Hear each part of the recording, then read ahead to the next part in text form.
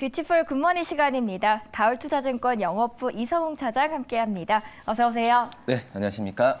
저희 바로 시간 외부터 만나보도록 하겠습니다.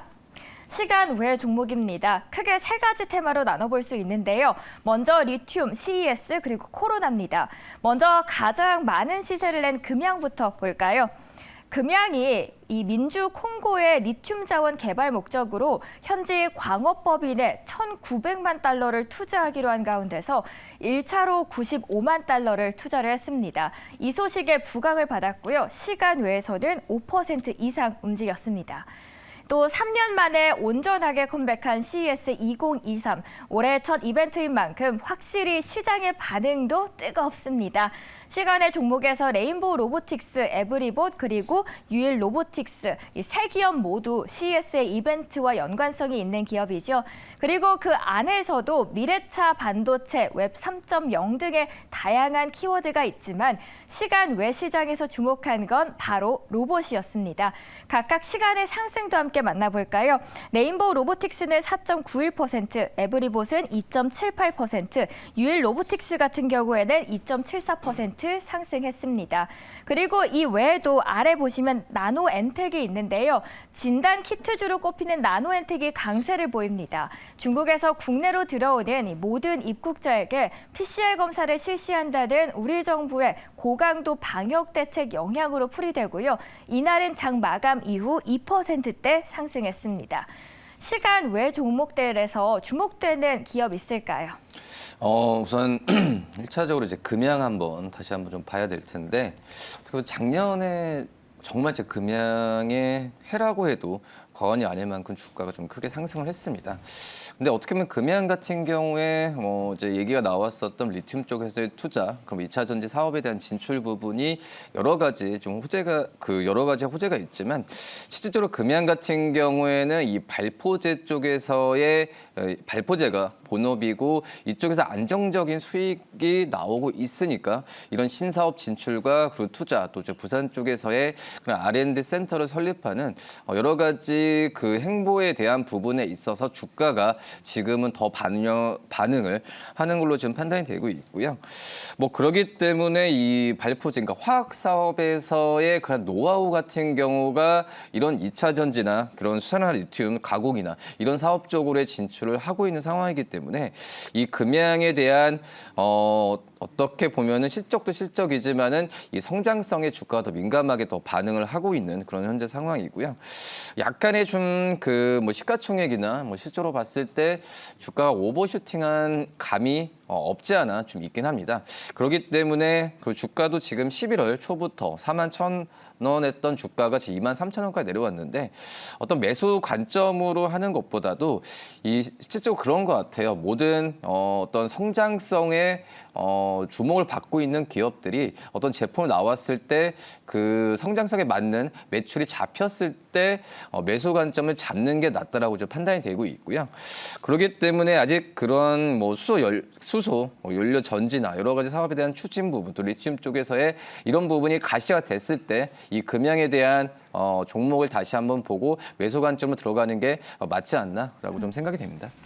네, 금양을 뽑아주셨습니다. 금양의 해라고 말씀해 주셨는데 사실 올해 무려 400%나 오른 금양이었고요. 지금 당장 매수보다는 계속해서 지켜보시다가 리튬에 대한 모멘텀이 확실해질 때 그때 전략을 짜보자라고 정리를 해보도록 하겠습니다. 이어서 저희 외국인과 기관도 함께 만나보시죠. 먼저 외국인부터 보도록 하겠습니다. 경기 침체의 한파가 몰려오고 있지만 위기를 기회로 삼아 알토란 같은 이익을 야무지게 늘려가는 기업들은 올해 계좌에 핫팩 역할을 톡톡히 할 것으로 보입니다. 국내 주요 증권사는 경기 방어주, 수익성 개선 등으로 실적 개선이 기대되는 기업들의 투자 의견을 상향 조정했는데요. 대표적인 경기 방어주, 바로 GS 리테일입니다. 편의점은 삼각김밥 등 가성비 제품이나 경기를 타지 않는 생필품 위주로 영업하는 불황의 강한 업종이기도 하죠. 최근 적극적인 베이커리와 주류 마케팅으로 슈퍼마켓의 영업도 잠식해 들어가고 있는데요. 주차장 사업을 카카오 모빌리티에 매각했고 랄라블라 사업을 중단하면서 적자 사업의 손실도 조금씩 줄여가고 있습니다. 증권가에서는 올해 유통업종 내에서 가장 큰 폭의 영업이익 증가가 기대된다면서 즉석식품 수요 회복뿐만 아니라 이제는 사업 손실 축소 효과가 영업이익을 끌어올릴 것이다라고 내다보고 있습니다. 외국인의 바구니 안에서 12일째 담겼습니다.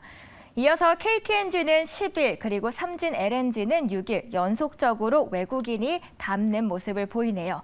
그리고 애경산업은 4일째 매수세가 유입됐습니다. 애경산업이 중국뿐만 아니라 미국과 일본 등에서도 성과를 거두면서 글로벌 영업 확장에 박차를 가하고 있기 때문입니다. 광군제 기간 때 판매액이 전년 대비해서 60% 성장하면서 온라인 쇼핑 채널에서 지난해 거래액을 초과 달성을 했는데 이 외에도 일본 아마존에서 진행된 프라임데이 행사에서도 좋은 결과를 얻었습니다. 제1기획은 올해 처음으로 4분기 10개 분기 연속해서 분기 기준 최대 실적을 거둘 것이라는 전망이 나옵니다. 고배당 매력도 높다는 점에서 부각이 됐는데요. 어제 장에서 무려 5% 이상 하락을 했지만 이를 기회로 본 걸까요? 외국인은 계속해서 제1기획을 매수하고 있고요. 어느덧 4일째가 됐습니다. 외국인의 관심 종목 어떤 기업을 저희는 눈여겨보면 좋을까요? 제가 봤을 때는 뭐 다 기업도 괜찮다고 판단되고 있는데 KTNG를 좀 관심 있게 봐야 되지 않나 생각되고요. 어떻게 보면 지금 현재 뭐 경기가 불확실한 상황이기 때문에 저는 이 1월 달도 그렇고 뭐 2월 달도 그렇고 약간 경기 방어주 아니면은 좀 리오프닝 쪽으로의 주가에 대한 부분에 있어서 좀 매수 관점을 가져가야 되지 않을까라고 판단되고 있는데 KTNG가 어떻게 보면 지난 10년 동안 뭐 영업이익이 1조 이하로 떨어진 적이 없는 어떻게 보면 안정적인 그런 주식이라고 좀 볼 수 있겠고 그렇다고 뭐 경기 방어 주기 때문에 어떤 실적에 대한 부분에 있어서 전망이 좀 낮다라고 좀 보기에도 어떤 해외 쪽에서의 그런 판매 부분을 본다고 하더라도 성장성은 분명히 좀 있다라고 좀 생각이 되고 있고요.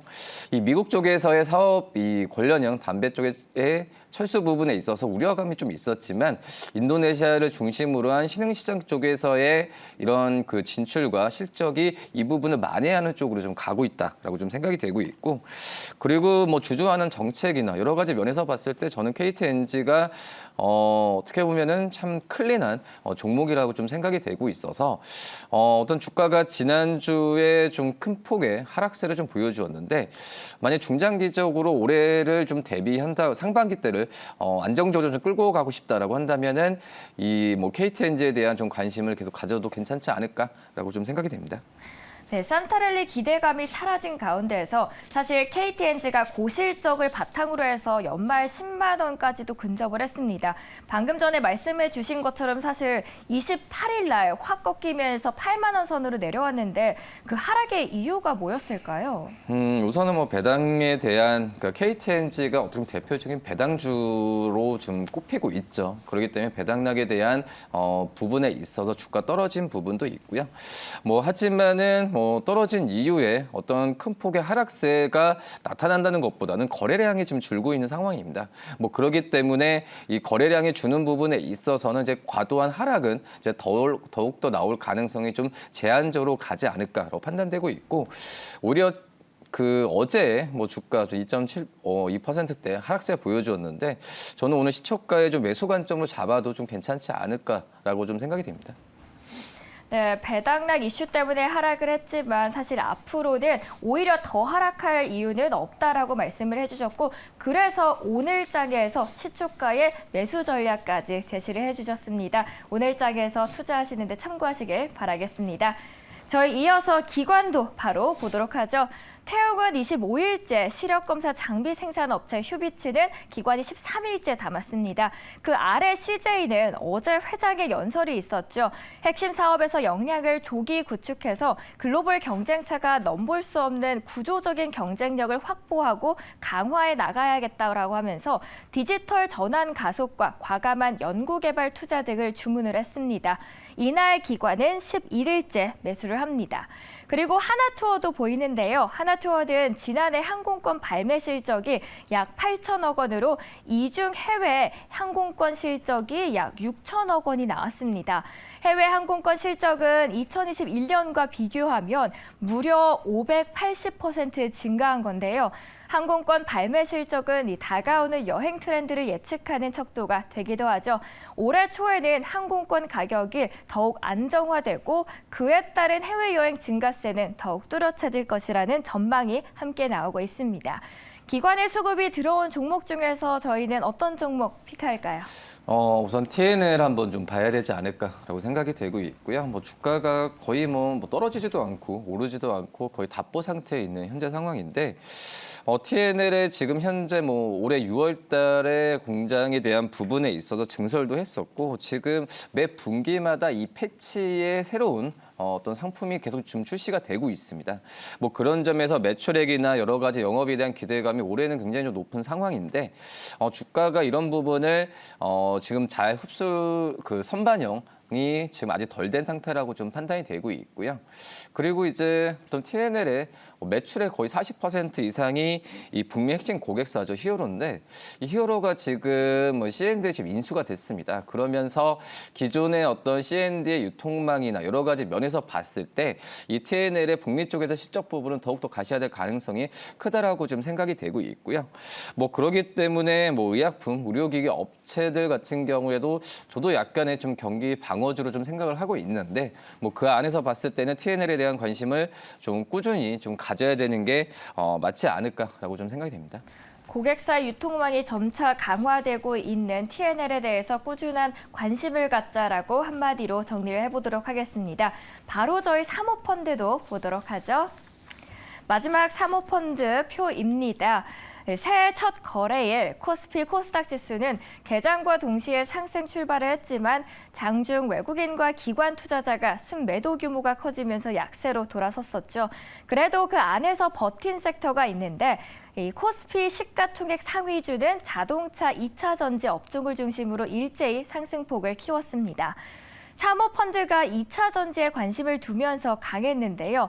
LNF, 에코프로 그리고 에코프로비에 모두 상승 마감합니다. 특히 LNF의 경우 증권가에서는 올해도 실적 성장이 지속될 것으로 보고 있습니다.